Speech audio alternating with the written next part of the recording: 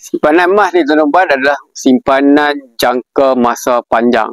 Jangka masa panjang ni bermaksud simpanan 2 tahun dan ke atas. So, apa contoh-contoh simpanan jangka masa panjang tuan-tuan?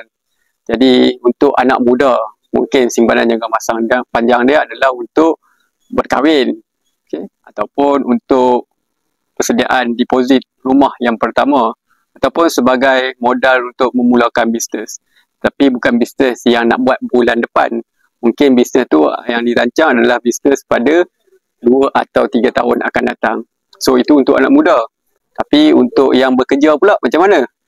Yang bekerja mungkin dia menyediakan satu dana untuk selesaikan hutang dengan cepat. Mungkin ada hutang kereta lagi 5 tahun, hutang rumah ada lagi 20 tahun.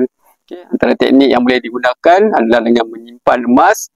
Bila emas tu dah sampai 1 gram yang cukup, dengan ilmu yang betul tuan-tuan, tuan-tuan dan perempuan boleh jual emas tu dan lansaikan hutang tuan-tuan dan perempuan dengan cepat.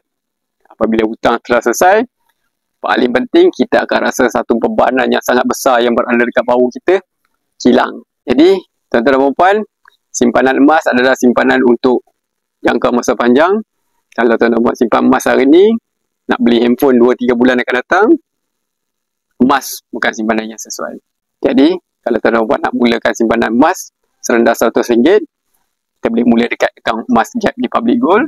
Saya akan bimbing.